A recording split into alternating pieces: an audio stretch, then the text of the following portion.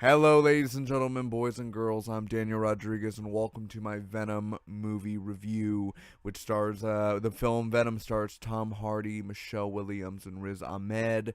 This has been a movie quite on everybody's mind in a sense for the past few years. And Rotten Tomatoes in the early reviews has not done it kindly. No, sir. It's under 30% on Rotten Tomato. It is not certified fresh. It's been called the Catwoman. It's the Catwoman of this generation, and it's not been doing that good. But I can tell you with firm belief and firm eyes in my mind, I just got back from the theater from seeing Venom, and it's not that bad. It's not Catwoman bad. It's not Ghostbusters 2016 bad. It's not Thor: The Dark World bad. Which I like Thor: The Dark World, but I'm trying to think of bad films of a comic book genre that people would say is bad, or of a pop culture genre. It's not The Last Jedi bad. It's not that bad. It's not great. It's not a really good film. It's not that super good, but it's not dog shit is basically what I'm trying to tell you. It's worth watching. And this is where I'm going to kind of just run through the pros and cons real quick. First off, and I'm pretty sure you've heard this through a lot of the reviews, Tom Hardy and Venom's relationship is the number one thing about this film. That is the heart and soul about this film. About Venom is Eddie Brock, Tom Hardy, his character, Eddie Brock's character, the character of Eddie Brock, and Venom. That is the main point of the whole story. That is the best thing about the story, their chemistry. And mind you, it's just Tom Hardy talking to Tom Hardy because he's doing the Venom voice, and so it's just basically the mind of Tom Hardy and all that. So Tom Hardy shines in this film. He's perfect in here. He's a really good Eddie Brock, and he's a damn good Venom. He was the right choice to pick Venom and to lead this film, and not only lead the franchise of what they're trying to start there. The first hour is a slow burn. There's a lot of slow burning scenes in here with interesting things going on within the first act, but overall it is a super slow burn. It really, the third act is what the whole film should have been, and a lot of films do that nowadays, where the third act is super great or super good, or that feeling that you get in the third act is what the whole film should have been. Typical Sony camera work, not that good. Typical Sony editing, typical Sony cliche music, typical this and that of how they do their films. Not every Sony film, but mind you, with like these type of films, it wasn't so good within the first hour, which, mind you, they even said Venom's like the Fantastic Four of this year. The first hour of Fantastic Four was amazing, of Josh Tranks, but once they did that 1 year time jump and everything, and it totally. But the first hour of Fantastic Four was great. This is opposite in here in Venom. The first hour is, or 45 minutes, it's just kind of like, yeah, let's get to this. And I'm not trying to say it in a bad way, like, let's just get to the action. I wasn't saying that. Let's move on from where we're at. We're in the same area. We're not moving forward. We're really in we're a sitting duck. Let's move forward. Come on.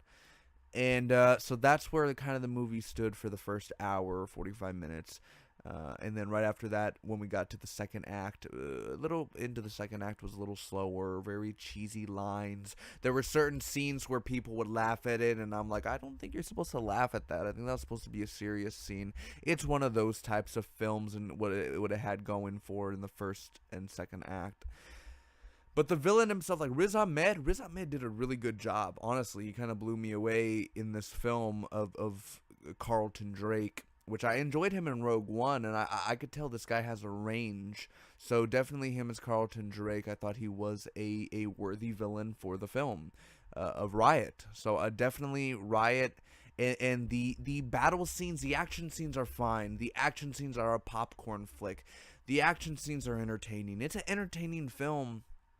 It's just, there's so much more I think that could have been done with not Venom versus Riot, but Venom versus humans. I think there could have been more to there. The CGI is a mixed bag. The computer effects are a hit and miss. There are certain effects that work.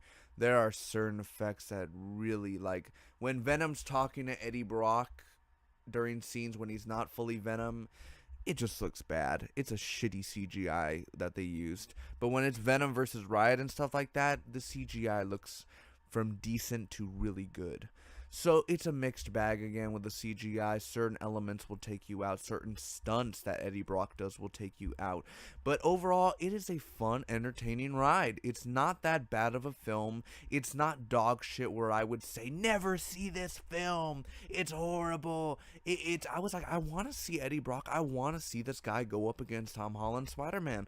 I want to see that. And for that, I need you guys to get up your asses and go see the fucking film so we could get a sequel. Because I want to see what happens with Eddie Brock. I want him to talk to Venom more. I want Michelle... Oh, man, there is a great scene with Michelle Williams and Tom Hardy in the woods. That is all I'll say. That is one of my favorite scenes because it looked so badass. It looked really cool and it played out really well. There's a lot to nerd out about this film. It's not a great film and it's not a really good film.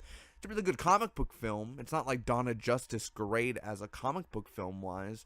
But yes, a lot of these films have problems and this film has problems. I'm not trying to point it out and say it's an A+. There's problems. There's problems in this film. There are moments that will make you either cringe or the stunts or this or that, but it's not. It doesn't deserve under a 30% Rotten Tomato. At most, it deserves a 50%, a 45%, not a under 30%. It deserves a little bit more than what they're leading you on. It is a mess. It's a messy film. Not throughout, but sprinkled throughout, there are messy things in here. But my God, is it a wonderful ride. It is a fun, interesting ride, and I can't wait to go back to the theater and watch Venom again and kind of break it down and see more and kind of, the cameos and there are things in this film, man, that just made me smile. And there were certain parts where I was like, that looks just like from this comic, Venom comic, or like from the famous covers, or that looks exactly right from Venom from, Ultimate Spider-Man, or like, I don't have the long, but there are just moments where you're like, that's Venom, that's the Venom I know, and they got it onto the screen, and it works. So, anyway, overall, I'm going to just check my computer here right quick, because I wrote the review of what I was going to give it. I'm going to give Venom a 7.2 out of a 10. I thought it was a decent film. It's a little bit more than mediocre. It's better than mediocre. But it is definitely a decent film, man. And it's a film worth watching. I saw it in IMAX. You don't necessarily have to see it in IMAX. There was nothing too jaw-dropping with it in the IMAX particular. But it is a film I'm going to go check out in theaters. A 7.2 out of a 10, which equals a C+. Thank you, ladies and gentlemen, boys and girls, for watching my Venom movie review. Hopefully you guys enjoyed. And I'll check you guys out on the spoiler review and for all the other films coming out later in the year. Till next time, bye-bye.